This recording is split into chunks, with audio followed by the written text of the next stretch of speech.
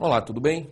O tema da nossa aula de hoje é eletroquímica, um tema muito importante porque estuda basicamente as reações químicas e a eletricidade que pode ser produzida em uma reação espontânea ou então utilizada na produção de determinadas reações químicas. Ao falarmos aqui em reações químicas para a produção de eletricidade, é sempre bom lembrar que estas reações químicas são reações químicas de oxidação e redução. Lembrando que oxidação significa a perda de elétrons em uma reação química e a redução, o ganho ou recebimento de elétrons, nós podemos muito bem aproveitarmos estas reações espontâneas para produzirmos uma reação química. Um dos processos mais utilizados é a chamada pilha de Daniel, a pilha que utiliza eletrodos de zinco e cobre. Como pode ser observado no desenho abaixo, a nossa reação química temos um eletrodo de zinco, esse eletrodo de zinco tem a capacidade de perder elétrons no processo de oxidação, e um eletrodo de cobre submerso em uma reação, em uma solução de sulfato de cobre. A reação química se processa de que forma? Os átomos de zinco, cujo número de oxidação é zero, lembrando que todas as nossas substâncias simples apresentam NOx zero, esse átomo de zinco tem a capacidade de perder elétrons para o cobre. Desta forma, a reação química se processa de que maneira? Elétrons fluindo do eletrodo de zinco em direção ao eletrodo de cobre. Assim, o eletrodo de zinco que perde os seus elétrons vai ser considerado por nós o polo negativo. Polo negativo é o polo que fornece elétrons. E o eletrodo de cobre que vai receber esses elétrons na reação é considerado o seu polo positivo. Polo positivo é o polo onde os elétrons chegam.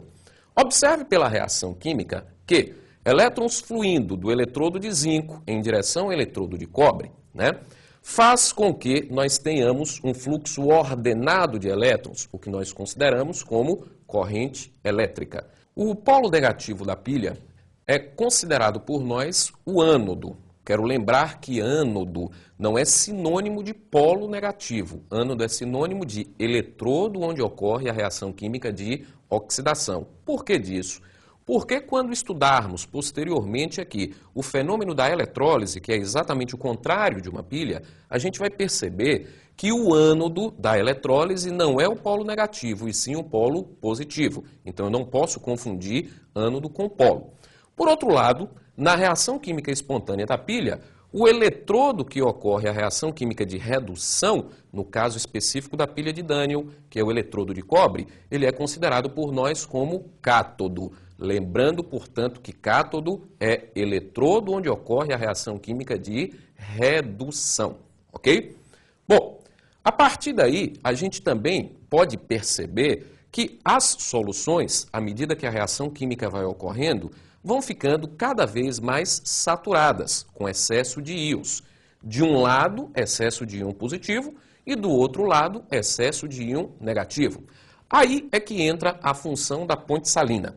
A ponte salina é um dispositivo que permite o fluxo de íons, como pode ser demonstrado, entre as reações químicas. Perceba você que a solução que contém excesso de íons positivos, no caso específico os íons de zinco, que sofreram reação química de oxidação, atraem da solução vizinha excesso de íons negativos. Por outro lado, a reação química de redução com o cobre, que fica com excesso de íons negativos de ânions, atrai íons positivos da solução de sulfato de zinco.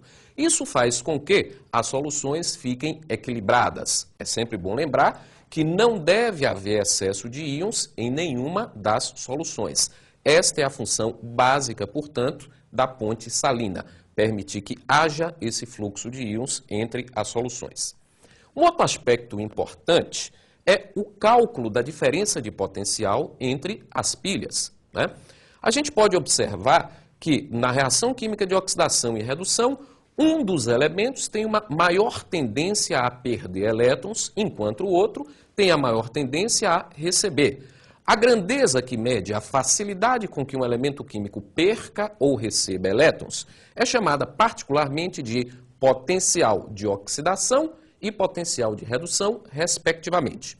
Bom, É necessário que haja um elemento químico padrão para que nós possamos medir esta diferença de potencial. De forma aleatória, o elemento padrão escolhido foi o elemento hidrogênio. Atribuiu-se ao hidrogênio um valor de potencial de oxidação e redução igual a 0. Assim, para os demais elementos químicos da tabela periódica, os valores foram medidos em relação ao elemento hidrogênio. Observe a partir da reação química a forma com que foi medido o valor do potencial de oxidação e redução de todos os demais elementos químicos da tabela periódica. Pode-se observar que, em relação ao hidrogênio, o elemento químico zinco apresenta um potencial de oxidação da ordem de mais 0,76 volts. Traduzindo, isto significa dizer que, comparando-se o elemento zinco com o elemento hidrogênio, o zinco tem uma maior facilidade para perder elétrons do que o hidrogênio. Por outro lado, a mesma reação demonstra que o elemento químico cobre, em relação ao hidrogênio, apresenta um potencial de oxidação da ordem de menos 0,34 volts, o que significa dizer que o elemento cobre, em relação ao hidrogênio, apresenta maior dificuldade para perder elétrons, ou seja, se ele apresenta dificuldade para perder elétrons, é porque ele tem uma grande facilidade para receber elétrons em uma reação de redução. Portanto, se você observar, invertendo os sinais do potencial de oxidação, a gente pode obter os potenciais de redução. Potenciais estes que medem o quê? A facilidade com que o elemento químico vai receber elétrons em uma reação química. Então, fazendo uma comparação, o zinco que tem potencial de oxidação mais 0,76 apresenta potencial de redução menos 0,76 volts, ou seja, tem facilidade para perder e não para ganhar elétrons. Por outro lado, o cobre que tem potencial de oxidação menos 0,34 apresenta potencial de redução mais 0,34, ou seja, apresenta dificuldade para perder elétrons e sim uma facilidade para receber elétrons na reação química. De forma que, se nós quisermos medir o valor da diferença de potencial de qualquer reação química, basta que você, pela seguinte equação, determine a diferença de potencial ou força eletromotriz. A DDP de uma pilha pode ser medida de que forma? Subtraindo-se o maior potencial de oxidação do menor potencial de oxidação, ou maior potencial de redução menos o menor potencial de redução química. Isso pode ser demonstrado na pilha de Daniell a partir dos seguintes dados. Utilizando os valores do potencial de oxidação, a gente pode fazer o cálculo da diferença de potencial da seguinte forma.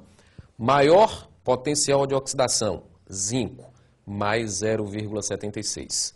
Menos o menor dos potenciais de oxidação, cobre, menos 0,34.